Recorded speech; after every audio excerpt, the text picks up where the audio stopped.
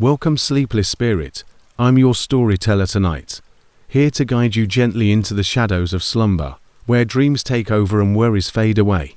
Before we begin, don't forget to like this video and subscribe for more bedtime tales, whispered just for you. Let me know in the comments, where in the world are you watching from, and what time is it as you listen tonight? And if there's a story you've been longing to hear, something spooky, something comforting, tell me. I'm always listening. Now, tuck yourself in. Let the darkness wrap around you like a warm blanket. It's time to let go and drift into the story. Victor Ramirez is my name. I am 44 years old, and I have been a long-haul truck driver for the past 20 of those years. Through the panoramic perspective of my windshield, I have witnessed this nation, from the sun-bleached veins of the West Coast to the congested arteries of the East Shore. I'm a sensible guy. I trust what my rig's diagnostic computer says me, what I can see, and what I can touch. I firmly believe in the unchangeable rules of physics, diesel and asphalt. Ghosts, goblins, and little green men are not things I believe in. I didn't, at least. The road they refer to as the extraterrestrial highway, Nevada State Route 375, is where it will be that night. In late August, it was a Tuesday, the kind of heat that seems to be pressing down on the air you breathe, rather than just baking the ground. From Salt Lake City to Fresno, I was transporting a quantity of industrial plumbing. My dispatcher had saved me a few hours by routing me through Nevada because of the tight timeline, an extended, solitary emptiness that slashes across the Great Basin Center. I have previously driven it, always with a hint of humor at the tourist traps with alien themes in places like Rachel.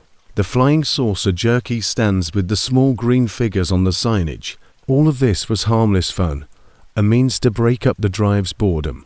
The sun had long since disappeared below the mountains by the time I struck the 375, and the sky was a rich, bruised purple that was rapidly turning into an inky, stardusty darkness. The moon was a sliver, providing neither solace nor any illumination to soften the harsh outlines of the suffocating darkness. It was just me, my 18-wheeler's low, familiar rumbling, and the twin beams of my headlights piercing the night. It felt like I was driving on an other planet as the road extended in front of me, a black ribbon strewn across a vast, deserted countryside. This loneliness is incomprehensible to city dwellers. It goes beyond simply being by yourself. It's all about being unimportant. In a sea of silent old rock and sand, a little glimmer of life. I was listening to a classic rock channel on my satellite radio. Led Zeppelin's well-known chords are keeping me company. When I first noticed them, I was deep in the valley, approximately an hour past Crystal Springs. I initially believed that the three bright lights high in the sky to my left, hovering over the far-off, ragged silhouette of the mountains, were stars or perhaps a meteor shower. They weren't sparkling like stars, though. A dazzling frigid white. They were solid, powerful points of light.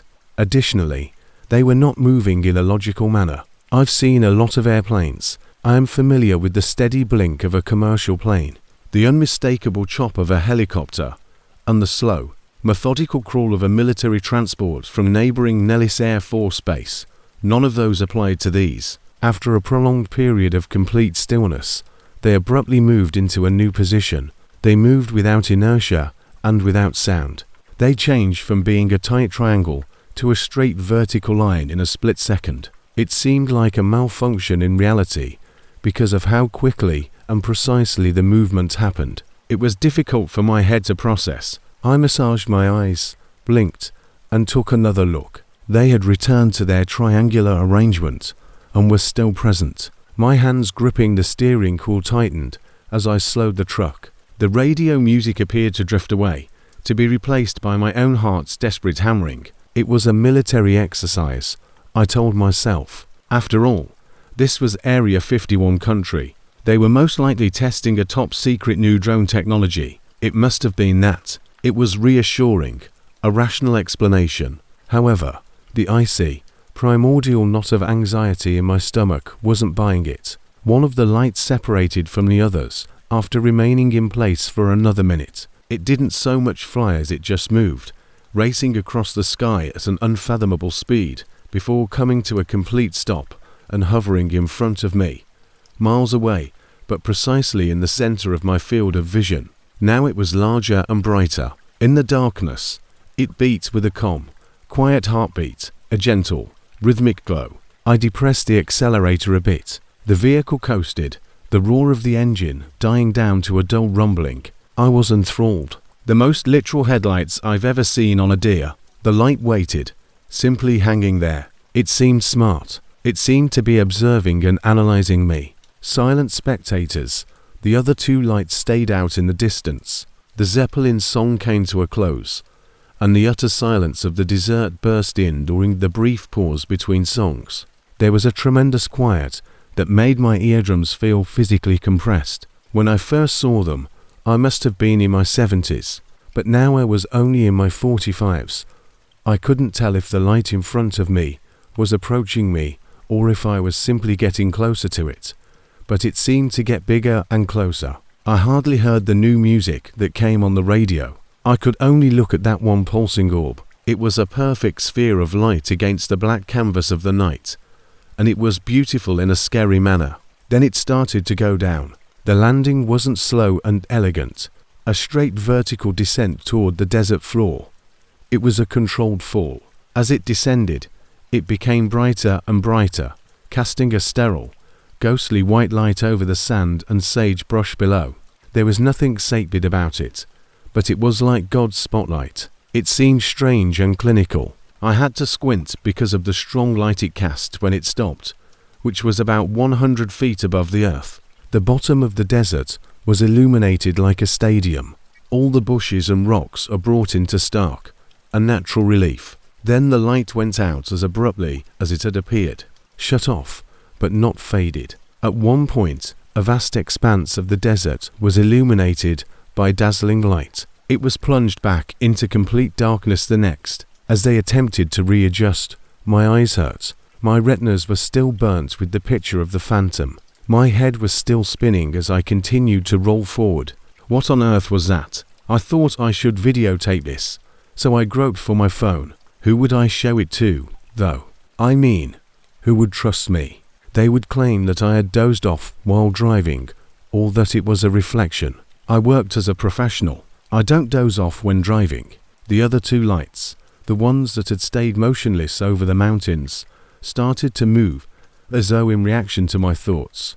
Unlike the first one, they did not streak across the sky. They moved slowly, languidly toward me, like eyes in the dark. They moved in perfect harmony, keeping the same distance from one another. A few kilometers ahead of me, they crossed the highway and stopped on the right side of the road, hanging low over the desert. I was really afraid now. There was no drill here. This was no abstract, far-off phenomenon. It was quite close. It was a personal matter. They were boxing me in, flanking me. My heart pounded my ribs like a jackhammer. I gasped in short, weak breaths. I had a strong, instinctive want to flip the rig around, floor it, and leave immediately. However, there was nowhere to go. The highway had soft, sandy shoulders and was a tiny strip of pavement. Out here, attempting to quickly turn a semi around was a surefire way to get trapped or, worse, roll it. My only choice was to drive straight between them by continuing forward motion. I stepped on the throttle because I was eager to finish this. The vehicle accelerated as the engine screamed back to life. 60, 70, and 80 miles per hour. The two lights in my windshield got bigger. They might have been barely a few hundred feet above the ground. They didn't say a word. What struck me was how blatantly inaccurate it was. Something that large and dazzling ought to have produced some sort of sound, like a roar, a buzz, or something. However, all I could hear was the roar of my own engine and the thumping of blood in my ears. I ventured to peer out my passenger side window as I approached them level. It was a flawless self-contained orb of white energy, dazzlingly bright. It was impossible to determine whether it was a ship, a craft, or simply the light. It was only a ball of unfathomable, silent light. On the side of my face, I could feel an odd warmth that seemed like a light sunburn. After that, my electronics started acting strangely. A loud burst of static replaced the radio's cutout. My dashboard's digital display died after flickering. The GPS screen turned blank. Once, twice, and then fully out went my headlights, my strong, dependable headlights. I was driving 80 meters per hour in a 40-ton lorry when I was thrown into complete darkness. I felt a keen, frigid panic. I applied the brakes firmly, and the air behind me. The trailer moans as the brakes hiss in protest. The tires on the asphalt screamed as the vehicle swerved. My knuckles were white as I struggled to hold the rig straight. I flew across the emptiness, blind for a few horrifying seconds. The headlights immediately turned back on, and abruptly, as they had gone out, the dashboard sprang to life. Bidong, the radio crackled back to life. Once more, everything was as it had been. Across both lanes of the deserted highway, the truck shook to a halt. My entire body was soaked in cold sweat as I sat there trembling. I examined my mirrors. Behind me, the road was deserted. Through the side windows, I peered. It was quiet and dark in the desert. The lights had gone out. They all three disappeared, as though they had never been there. For what seemed like an hour, I sat in my taxi, the air conditioner blasting cold air into my face, while the motor idled. I attempted to explain it. A burst of electricity. A strange atmospheric phenomenon. Electricity. A strange atmospheric phenomenon. A military weapon's electromagnetic pulse of some sort. However, none of it was appropriate. None of it could account for those lights' incomprehensible, intelligent, and silent actions. The sensation of being observed and played with was not explained by any of it. The exhilaration eventually started to wear off, and was replaced by a profound, bone-weary fatigue. I had to adhere to a schedule. I couldn't spend the entire night sitting here in the middle of the highway. I shifted the truck into gear, straightened it out, and headed off with shaky hands. The drive was a blur the rest of the way. I didn't switch the radio on again. I drove quietly, watching all the time, looking up to the sky. I braced myself for the lights to reappear, but they never did. The chilly recollection of the night was not quite erased by the familiar light of day, when the sun rose a few hours later, painting the sky in gentle pastels. It seemed like a nightmare that had seeped into reality, a dream. In Fresno, I delivered my load on schedule. I had a greasy breakfast, chatted with other truckers at the truck stop, and went about my day as usual, but nothing felt regular. I kept what I had witnessed to myself. How would I respond? On the intergalactic highway, I believe I observed a UFO. I would be laughed out of the diner by them. They would claim that I was insane, inebriated, or just another lone driver with hallucinations. But what I observed is known to me. I'm a sensible guy. What my eyes tell me is true. And they assured me that I was not alone on a desolate road in the middle of the Nevada desert. I was informed that there are things in the sky that are beyond our comprehension. Things that move in inappropriate ways. Things that have the power to instantly destroy our technology and our self-esteem. I continue to drive that path occasionally. I must. It's what I do. However, I've changed as a person. I no longer gaze at the night sky in awe. It makes me feel dreadful to look at. My heart skips a beat whenever I see a bright star, a passing plane, or a distant flashlight, because I am aware that the desert's blackness is not void. It's merely observing and waiting, and sometimes it chooses to manifest itself for reasons we cannot fathom. Was this story enjoyable to you? Tell me in the comments below. Remember to like this video as well. Let's go on to our next story now. Melissa Harper is my name. I'm 31 years old and a self-employed graphic designer. I can live wherever because of my profession. I moved to Las Vegas a few years ago after packing up my life in Chicago. I adore the place's vitality, inventiveness, and unreserved quirkiness. However, the city can be too much at times. It can wear you down because of the continuous cacophony and the light's glare that never goes away. When that occurs, I jump into my vehicle and go for a drive. I simply choose a direction and head out into the vast, deserted interior of Nevada, usually heading north. The devastation seems to provide me a strange kind of peace. For my soul, it's a reset button. Late one October evening, While on one of such excursions, I discovered something quite different. After a particularly taxing week of pursuing a deadline that sapped my creative joy, I had left Vegas. I was on my way to Reno, but I was not in a rush. Along the way, I intended to choose a budget motel and spend a day or two unwinding. There were half-empty water bottles and the lingering smell of stale coffee in my trusty old Honda Civic, which I had owned since college. Hours had passed since the sun had set, and the scenery beyond my windows had turned to a featureless, formless black. My headlights and the faint, spectral glow of the Milky Way overhead were the only sources of light. Somewhere along US 95, that lonely, long road that seems to run the length of the state, I was. About an hour ago, I had driven through Tonopah, and my gas tank was beginning to run low. A familiar low-level dread started to creep in as the needle flirted near the red line. Being on the brink of being abandoned in a location where the next town could be 100 miles away creates a certain type of vulnerability. I reminded myself not to freak out. Something had to be on the horizon. Anything, a town, a sign. To improve my perspective of the road ahead, I turned down the lights on my dashboard. I was straining to see in the dark. Then I noticed it. A dim, fading light on the horizon. It was not a town. Additionally, it was too small, isolated. As I approached, I could see the outline of a sign with half-illuminated letters. GS, followed by up to 4 hour a little lower. Gas is open all day and all night. I felt such a strong sense of relief that it nearly made me feel lightheaded. My tires crunched on the loose gravel of the entry as I slowed down and pulled off the highway. The location was a remnant. It seems to have been constructed in the 1950s and had not been renovated since. Under a rusting metal awning were two vintage pumps, their paint peeling in large streaks. The primary structure was a tiny squat box with a door that appeared to have been kicked in a few times and a single grindcode window. Everything was bathed in a horrible buzzing greenish-white light from a solitary flickering fluorescent tube on the awning.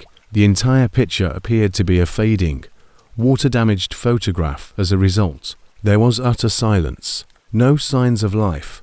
No other cars. I was screaming to get back on the freeway and take my chances because of the part of me that had seen too many scary movies. However, my logical side, the side that was gazing at a practically empty petrol tank, came out on top. I had to get gas. It was a service station. The transaction was straightforward. I killed the engine as I approached one of the pumps. It was a deafening hush. I waited for a moment while sitting there. I assumed that someone must have heard me pull in.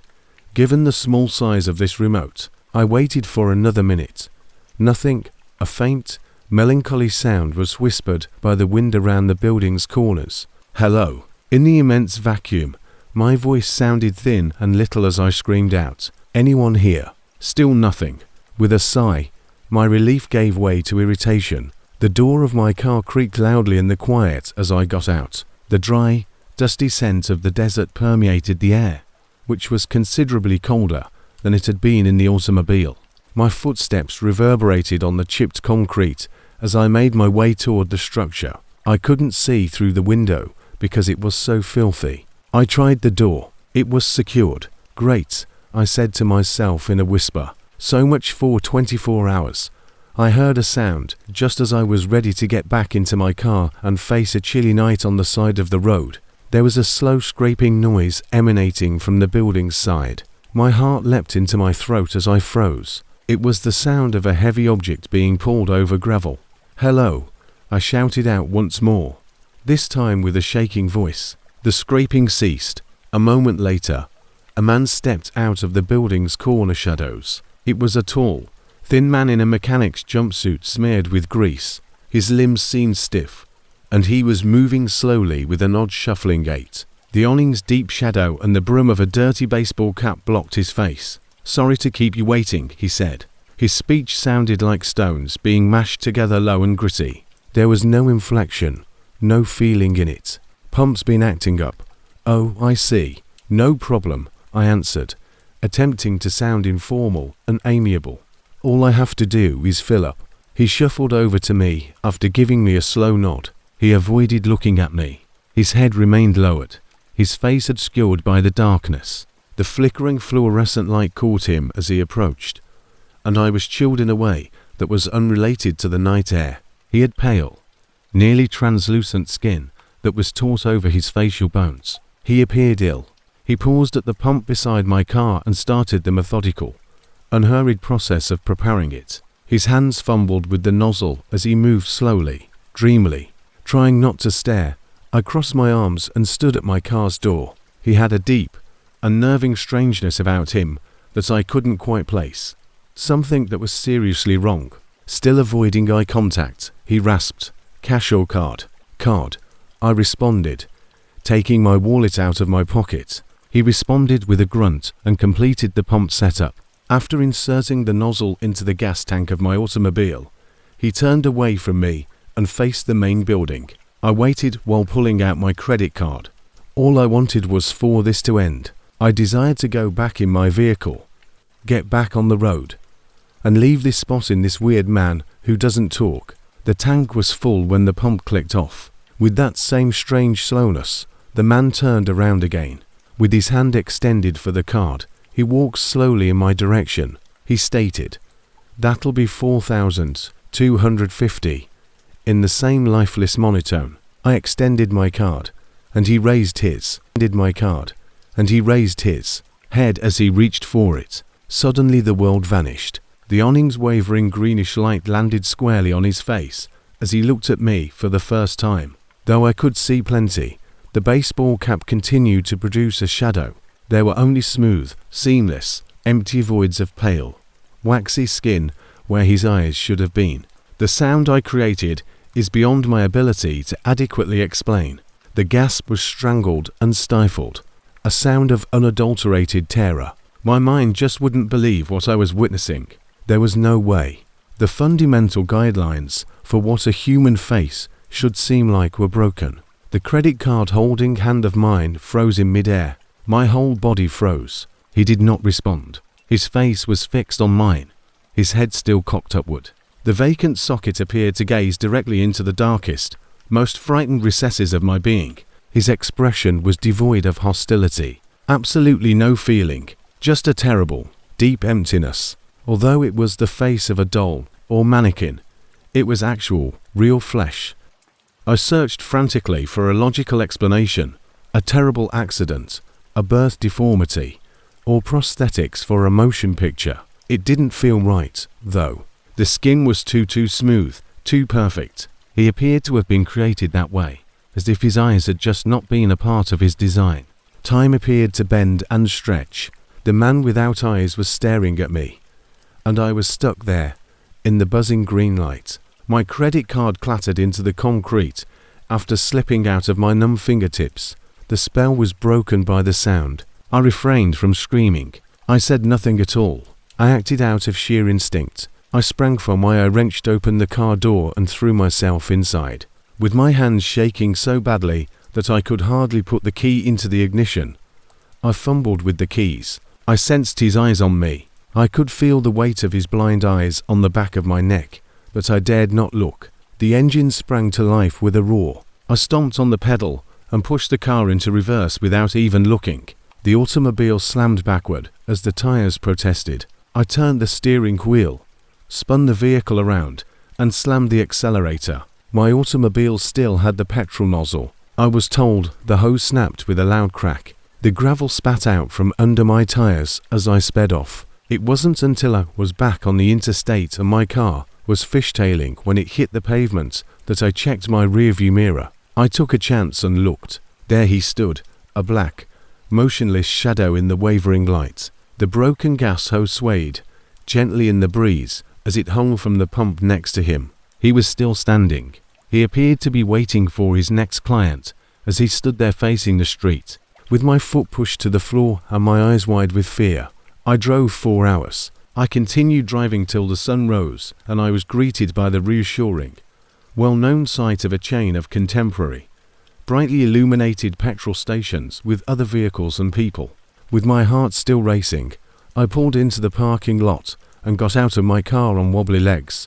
There was no more broken gas hose. My gas tank's cap was firmly in place. It was packed. The gas was never paid for by me. In that terrible, forsaken place, my credit card was still resting on the cracked concrete. I kept the whole story to myself. I informed my buddies that my card was missing.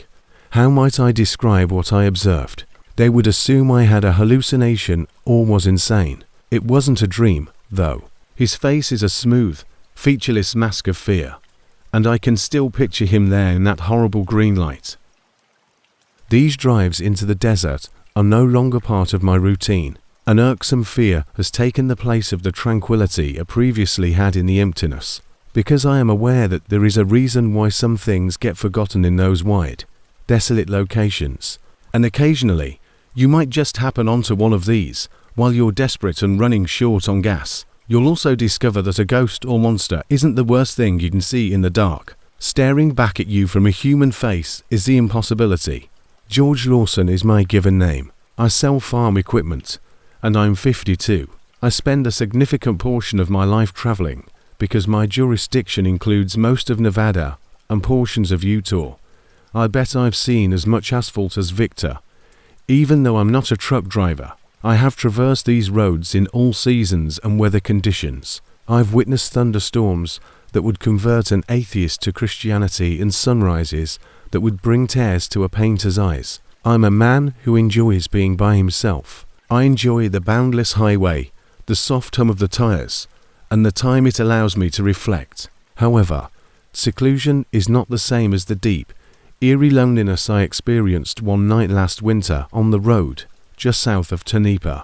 There is a reputation for Tonopah. They refer to it as the Silver Camp's Queen. The natives call it something else, but among America's most haunted communities, the cemetery on the outskirts of town, and the former Mispa Hotel. The stories are a part of the local culture and are meant to be shared with visitors. I've been skeptical all my life. The only spirits I've ever encountered during my 12 stays at the MSPAW were those behind the bar. Ghost stories were merely stories to me. It's entertaining to listen to, but no reasonable person would believe it. The time of this excursion was early December. As I drove up from Prump, I was going to the following morning. There was a meeting in Fallon. The day had been cold and bright, but as dusk drew near, a dense layer of freezing fog started to descend. It was not your typical fog. It was a tall fog, a ground fog that hung like a cloak over the arid floor. It was so dense that I could only see maybe 50 feet in front of my Ford Explorer. It was even more difficult to see because my headlights seemed to strike a solid white wall, bouncing the light back at me. With my knuckles white on the steering wheel and my eyes strained to see the white line on the road shoulder, I was crawling along at maybe 30 meters per hour. Outside my automobile, the world had vanished. There was only the little bubble of my car traveling into a never-ending, silent white emptiness. There was no desert, no mountains, and no sky. The motor and the steady beat of the windshield wipers, which were fighting to prevent the condensation, were the only sounds audible. He appeared to me in this confusing, surreal setting. He was merely a shadowy figure that emerged from the mist by the side of the road. A man with his thumb out is standing. He was dressed in dark pants and a thin-looking denim jacket that was completely unsuitable for the bitter weather. He had no luggage at all, not even a bag, miles away from anything. He was just a man by himself in a pitch-black fog in the middle of nowhere. Every sensible idea I had and every piece of counsel had ever received begged me to keep driving. In particular, don't pick up hitchhikers right now. I was unable to follow the golden rule of the road. I saw a man in trouble rather than a threat when I glanced at him. A lone figure in the whirling fog. The temperature was rapidly decreasing. It would be a death sentence to leave him out here. There was no choice. It was a duty of humanity. With the tires crunching on the snowy shoulder, I brought the Explorer to a halt. I pushed the passenger door open while bending over. I said loudly in the silent automobile, "Get in. Being outside is too cold." Without a word, the man moved. The automobile returned to its own solitary silence as he got into the passenger seat and yanked the heavy door shut. I trembled as a burst of damp Cold air entered with him. "Thanks," he said. He spoke in a low, raspy, and oddly flat voice. "Appreciate it." "No problem," I said, reversing my direction and keeping my gaze on the mesmerizing white line. "Where are you?"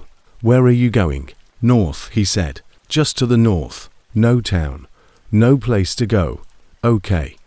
I'm going as far as Fallon. Then, I can drive you a good portion of the way." With a quick, jerky head movement, he simply nodded. He glanced out the passenger window, but all he could see was the dense, whirling fog. I tried to strike up a conversation. "You do it. In your automobile, you attempt to fill the void in quiet with a stranger. Isn't that a nasty fog?" Appeared without warning. Still speaking in a low monotone, he replied, "It does that." He didn't go into detail. He continued to gaze out the window. I gave it another go. "Are you from this area?" He remained quiet for a while. I believed he hadn't heard me for so long. After that, he added, "I've been here for a while." That was where the conversation ended. The quiet that descended between us was not the cozy seclusion I was accustomed to. There were many things that were not said in this awkward, heavy stillness. I gave him a quick look. Perhaps in his late 20s, he was a youthful man. His face was narrow and pallid, and his hair was dark and disheveled. His skin had a greyish, unhealthy pallor, but he was neatly shaven. The most peculiar aspect of him, however, was his motionlessness. His hands were on his knees as he sat completely still in the seat. He wasn't changing his weight, fidgeting, or engaging in any of the other minor behaviors associated with sitting. He was chilly and still, as motionless as a statue. The heater was blasting for me. Although the automobile was cozy and warm, I could sense a noticeable coldness coming from his side. The air was as moist and piercing as cellar air. Unconsciously, I started to lean toward my driver's side door and away from him. For what seemed like an eternity, we traveled in silence, but my dashboard clock indicated that it had only been 10 minutes or so. The oppressive white shroud of fog persisted. The engine and wipers were the only sounds. One thump, one thump, one thump. The rhythm was irritating and hypnotic. I was becoming really uncomfortable. The original sense of altruism had vanished, to be replaced by an increasing sense of fear. This was no ordinary hitchhiker. There was a problem. The voice was flat and dead. The silence was chilly. All of this combined to create something incredibly strange. My thoughts began to swirl. Did he use drugs? Was he ill? Was he a threat? My knuckles hurt, so I gripped the steering wheel tighter. I made the decision to remove him from my vehicle. I had had enough of the frightening presence and the suffocating quiet. I would explain myself by saying that I was going to turn off everything soon. "Listen," I said in a tight voice. "In fact, I will be." I paused. As I opened my mouth to speak, I looked at him, and the passenger seat was empty. I blinked. It was a fog ghost, a trick of the light. It must have been. With my heart thumping my ribs, I fully rotated my head and gazed at the vacant seat next to me. It was deserted. The seat belt remained fastened. The leather still had the indentation where he had been seated. The man was gone, but the cold patch in the air persisted. My brain would not accept it. There was no way. The door had not opened. There's no mistaking the Explorer's door's heavy clunk. The blast of frigid air would have been felt by me. The dome light would have turned on for me. That hadn't occurred. One moment he was there, and the next he was just not. I applied the brakes firmly. The anti-lock brakes chattered loudly as the Explorer skidded on the slick road. The automobile stopped and angled across the road, with just a whirling, impenetrable fog illuminated by my headlights. My thoughts was a roaring jumble of incredulity and fear as I sat there, my breath obscuring the inside of the windshield. With my fingers shaking as I touched the passenger seat, I bent over and unbuckled my seatbelt. To the touch, it felt abnormally cold, not just cool, but frigid. He was gone, right behind me, in a moving car. He had vanished into thin air. Tanipa's ghost stories. I was reminded of the stories I had always laughed at with cynicism. Miners lost their lives in the fires. The ghosts that haunted the historic structures. A ghost had been picked up by me. I had transported a deceased man. I'm not sure how long I sat there, terrified. It might have been an hour or just a few minutes. After a while, the overwhelming fear gave way to a desperate need to escape. After shifting into gear, I took to the road. I stopped driving cautiously. My main goal was to get as far away from that point on the road as possible. So I drove at a reckless, panicky pace. At last, the fog started to clear as I got nearer Fallon. The world began to resurface, first as hazy forms, and then as the nighttime desert that was so familiar. Never in my life have I been more relieved to see the city lights. The first motel I came upon, I checked into. My bag wasn't even brought inside. I simply entered the room, locked the door, and sat trembling on the bed's edge. That night, I didn't get any sleep. I always saw him when I closed my eyes. The dead eyes, the pale face, the strange silence. I heard his voice, vacant and flat. I've spent some time here. Since that night, I've made 100 attempts to explain it to myself. I was worn out. It was confusing in the fog. Perhaps the whole event was a hallucination. Perhaps my mind, steeped in local legend, filled in the rest, and I simply saw a shape in the fog. I am unable to describe the seatbelt buckle, though. The cold is beyond my explanation, and I have a deep-seated, unavoidable sense that he was real and in my car that I cannot describe. Those are the roads I still travel. It's what I do. However, I'm no longer a skeptic. I don't find the ghost stories funny. I listen to them in a respectful, low voice of fear. Additionally, I never ever pull over to help someone on the side of the road. I am aware that some people are not trying to find a way to get to the next town. All they're seeking is a reminder that they were here once. Additionally, they are happy to travel in quiet for a few miles before vanishing into the chilly, desolate darkness from which they have come. Desolate darkness from which they have come. You can call me Clara Jennings. I'm a 28-year-old craffer. It's digital, not the old world sort with parchment and ink-stained fingers. I update and validate geographic data for GPS systems for a tech company. Most people think it's a dull job, but I find great fulfillment in it. I adore how the world can be logically and precisely arranged into coordinates, vectors, and data points. Maps are real, in my opinion. I think you will reach point B if you draw a line from point A to point B. I live in a predictable and orderly world, until I stayed at a motel that chose to disregard all the regulations. That is, the project I worked on was called ground truthing, and it included confirming rural routes in central Nevada. To verify their existence and state, I had to drive these abandoned roads, many of which were unpaved in person. I liked my job, even though it was lonely. I cherished the desert's bare, basic beauty and the sense of isolation it provided. The emptiness of the terrain seemed honest. I was halfway between Austin and Eureka on the third day of a week-long journey, on a section of road so far away that it only had a designation on the internal charts of my organization, not even a number. As the sun sank, bright orange and magenta hues painted the wide, cloudless sky. Although it was lovely, it also signified that my workday was coming to an end. Not only was it useless for my job to drive these routes after dark, but it was also risky. I had to locate somewhere to spend the night. I had intended to reach Eureka, but I had to backtrack for 2 hours after being delayed by a washed-out portion of road. Eureka was now at least 3 hours distant, and night was rapidly approaching. I looked over my system. The map was a blank space. Nothing. No towns. No settlements. I was about to accept that I would have to spend the night in my Jeep in discomfort when I noticed it. Ahead, about a mile away from the main road, stood a lone neon sign that flickers. Motel was written in blocky, pale blue letters on a plain, unadorned sign. It had a faltering, tentative pulse in the gathering twilight, the M and the L flickering wildly. It was a traditional L-shaped engine that appeared to have been there 4 decades, and it was fastened to a low, one-story building. I experienced an overwhelming sense of relief. It was odd, but not unheard of, that it wasn't on my map. In these isolated places, small independent companies were frequently unreported, a haven in the middle of nowhere. It was a fortunate break. I took a detour off the main road and went down a little dusty track to the gravel parking lot of the motel. Only 2 other cars were present.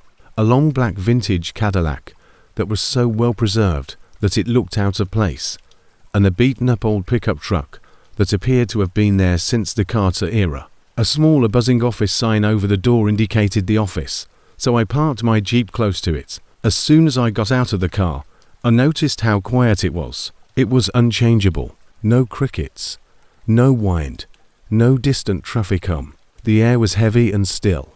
All you could hear was the electric buzz of neon signs, which was more audible in your teeth than in your ears. I entered the office. The fragrance of pineal and old cigarette smoke filled the air inside. Behind the desk, a short, bald-headed man wearing thick glasses read a newspaper that appeared to be as old as the motel itself. As I walked in, he looked up, his lenses magnifying his eyes. With a dry, ready whisper, he said, "Help you?" I said, "I'd like a room for the night, please," my voice still loud for the silent chamber. "Just you, only me." After giving a slow nod, he turned and grabbed a key from a wall hook. It was an actual physical key fastened to a big plastic tag in the shape of a diamond that had the number 7 inscribed on it. The end of the line is room 7. It will cost $40. It was pleasantly easy. Cash. No credit card impressions. No paperwork. I gave him two $20 bills. Silently, he accepted them and passed the key over the counter. He said, "Checkout's at 11 o'clock. His gaze already going back to his newspaper. I was fired. As promised, room 7 was located at the far end of the structure. There was a moan of protest as the door opened.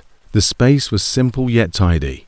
There was a television with rabbit ear antennas, a door that probably led to the restroom, a little wooden desk and chair, and a double bed with a fading flowery duvet. The window overlooked the desert, which was deserted. A featureless black plane beneath the star-dusted sky. It was flawless. I just needed somewhere to sleep. I entered with my things, took her after taking a brief, lukewarm shower in the remarkably spotless restroom. They retired for the night. Every channel on the TV I tried produced static. It made no difference. I was worn out. The springs creaked under my weight as I lay down on the bed, and I fell asleep almost immediately.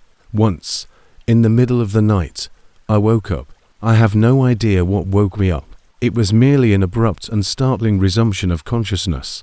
The room was completely silent and dark. The neon signs buzzing had stopped. I had a weird feeling of confusion and that something wasn't right, but I couldn't identify it.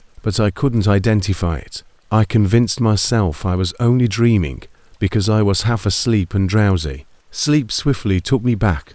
I turned over and drew the thin blanket tighter around me. The next thing I knew, the hot, brilliant sun was coming through a window and waking me. However, it wasn't the motel room's window. It was my Jeep's windshield. With a gasp, I sat up, my heart racing. I was behind the wheel of my vehicle. I had a parched mouth and a stiff neck. I was completely dressed in the same outfit that I had on the previous day. Beside me on the passenger seat was my overnight bag. In the ignition was the key to room 7. My brain had a hard time keeping up.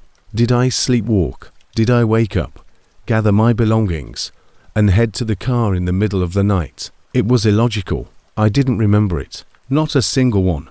Confusion turned to chilly, creeping fear as I peered out the window. The motel has vanished. The major road, the same barren, deserted roadway where I had been the previous evening, had me parked on its side.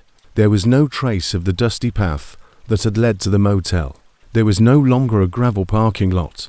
The rusty pickup truck, the vintage Cadillac, the flickering neon sign, and the low L-shaped building were all gone. It has been replaced by the desert, a continuous, expansive view of sand, sagebrush, and far-off, misty mountains. There was no indication that a structure had ever been there. No rubbish, no foundation, just my own wheel tracks. The motel appeared to have been removed from the ground, leaving no evidence in its wake. "No," I muttered, sounding like a horse croaking. "No, that's not possible." Unsteady on my feet, I exited the Jeep. The air was glimmering with heat from the already bright sun. I strolled over to the location of the motel, covered in the same meager vegetation as the surrounding desert. The earth was undisturbed. I kicked at the ground in search of something to show that I wasn't going crazy, like a piece of concrete or a piece of glass. I discovered nothing. With my head spinning, I staggered back to my vehicle. I was a craffer, a data-driven and logical guy. This was not rational. This didn't add up. My mind whirled through a long number of potential outcomes. Was it a dream? Did I just dream the whole thing and pull over exhausted? That was argued against by its vividness. In my hand, I could still feel the room key smooth, aged plastic. The workplace still smelled of pine saw and stale smoke. The old man behind the desk still had his eyes magnified for me to see. And where did the $40 go if it was a dream? I looked in my wallet. There were no more $20 bills. Was it a joke? A hotel with flash, an intricate mobile art project of some sort. It was a ridiculous concept. The expense, the inconvenience, and the utter futility of putting up a fully operational motel in the middle of nowhere for a single night and just to have one guest leave before daybreak. Compared to the alternative, it was more implausible. All I could do was draw one implausible conclusion. The motel was present at one point, but then it vanished. For a few hours, it had been there for me, and then it had vanished. A geographical anomaly that formed and then disappeared as if it had never existed. It was a transient fold in reality. I leaned on my Jeep's hood and stared at the vacant spot where my haven had been for a long time. The world seemed flimsy and unsteady. It destroyed my faith in maps and the orderly flow of events.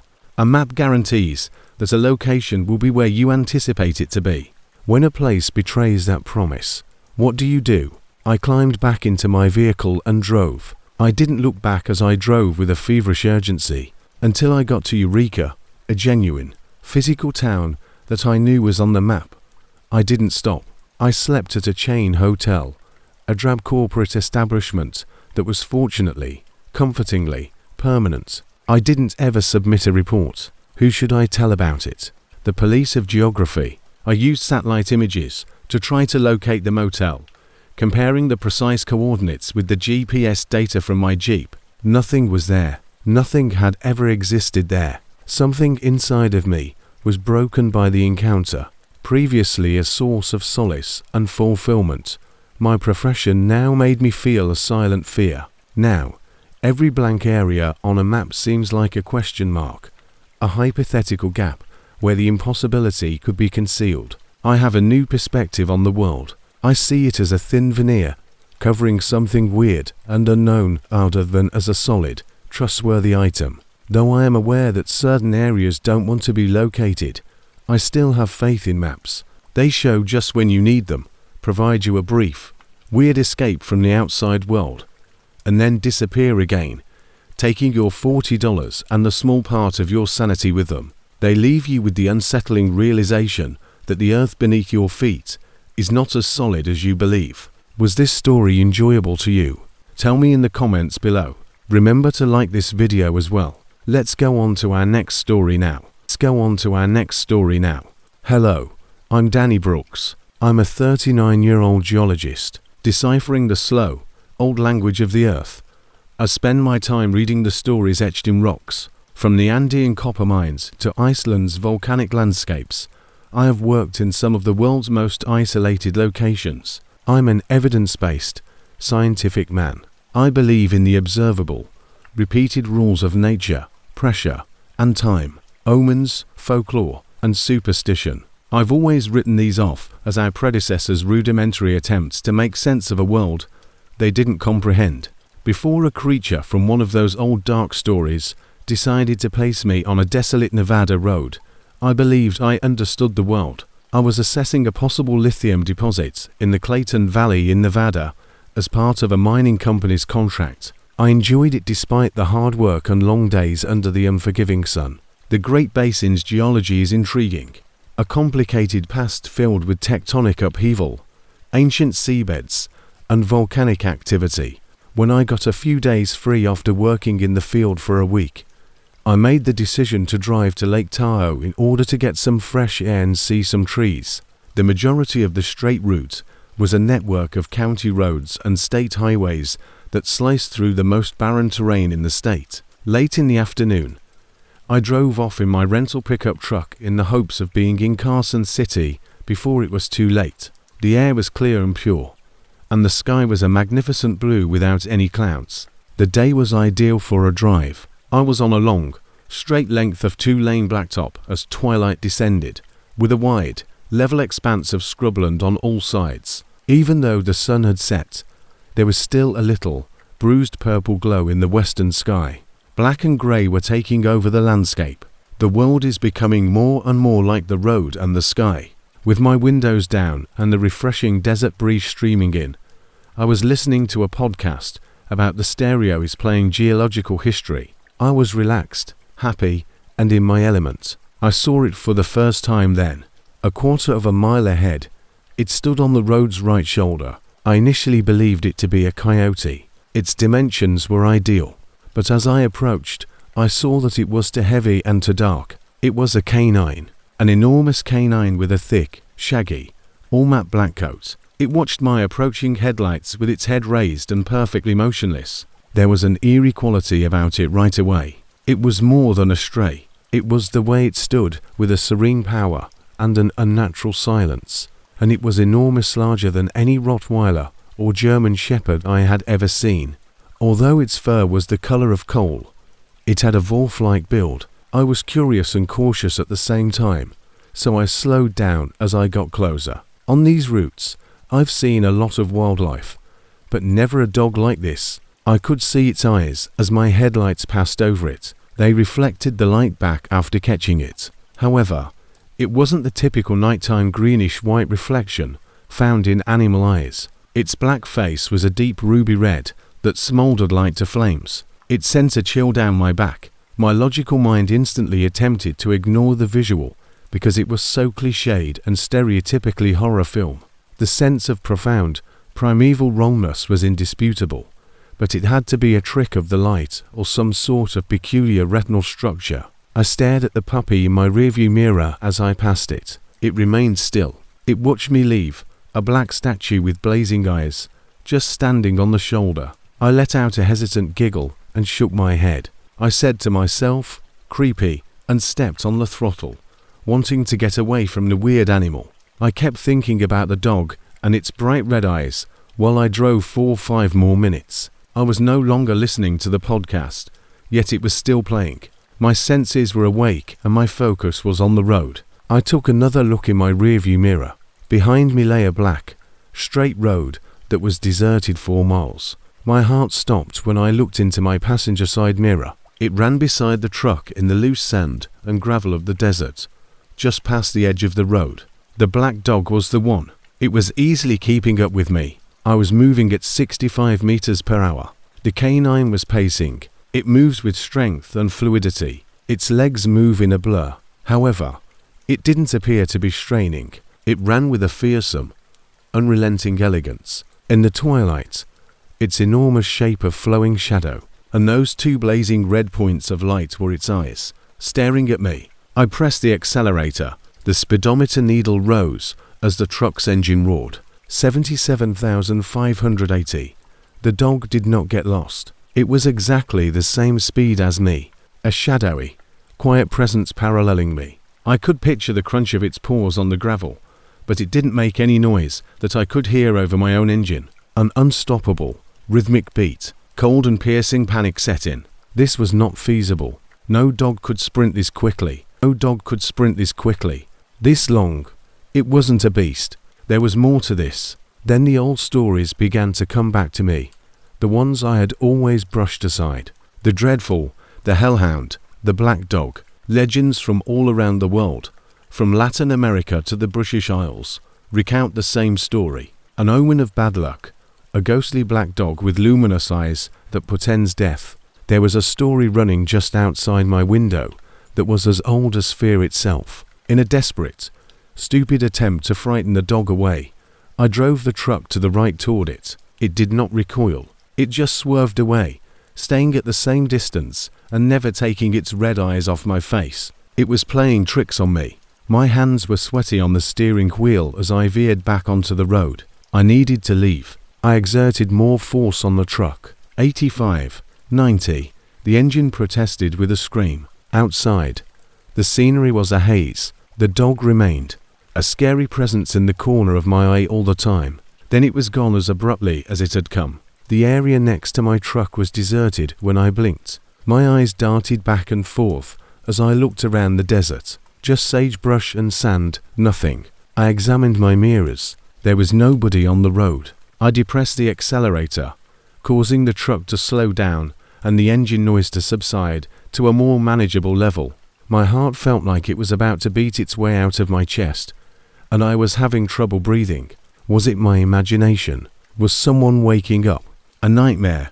A hallucination caused by exhaustion and the road's hypnotic monotony?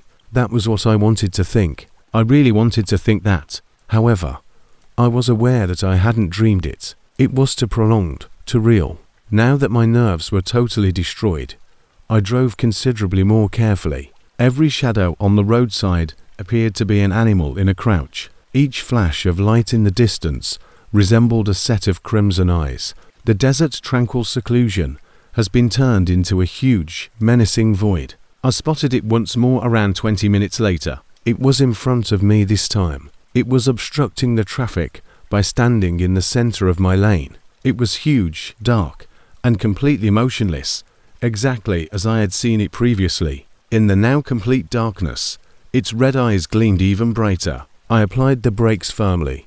The back end of the truck fishtailed as it swerved abruptly, and its tires screeched on the pavement. In an attempt to avoid spinning out, I struggled with the wheel.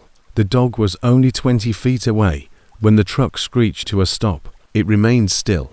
It showed no signs of fear or anger, nor did it growl or bark. It remained motionless and silent, a silent threat. I'm pinned to my seat by its stare. Man and machine were at odds with an old and unachievable force. I stared at it, fear occupying my head. I was unable to continue. I tried to avoid it, but I was too scared.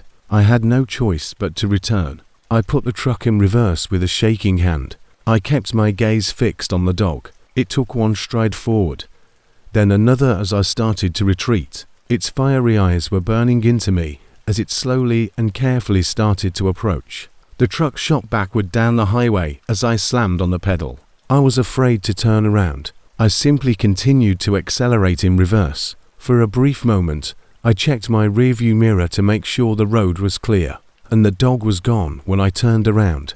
There was nobody on the road in front of me. I brought the truck to a stop. I was trembling uncontrollably all over. I sat there with the motor idling for a while in the middle of the deserted roadway. At last, I mustered the strength to reverse the truck and proceed, my eyes darting frantically through the darkness. That night, I didn't see the dog again. Just after midnight, with my nerves thoroughly jangled, I arrived at Carson City. Despite checking into a motel, I didn't get any sleep.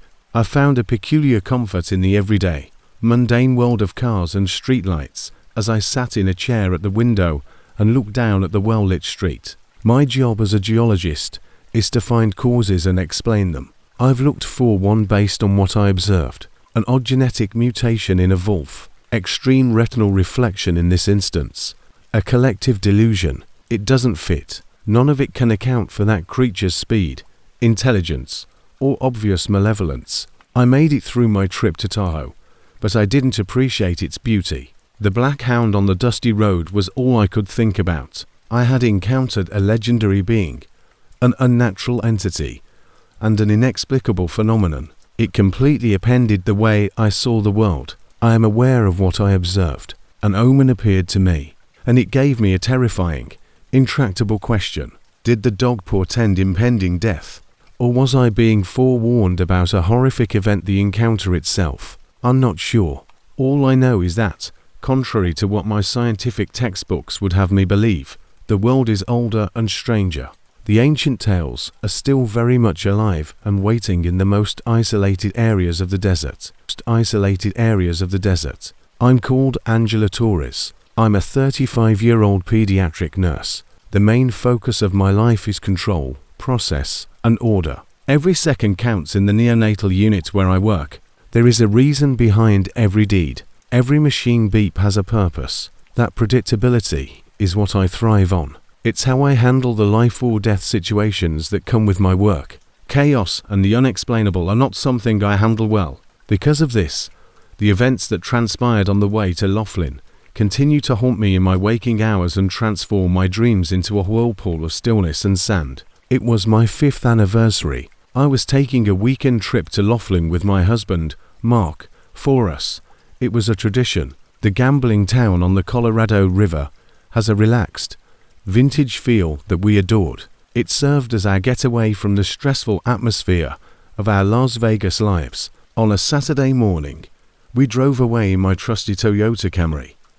It's a straightforward drive down US 95, about 90 minutes south. It's a well-known, straightforward road that passes through the El Dorado Valley. Here, the horizon is framed by mountains that like ragged purple walls, and the desert is vast and open.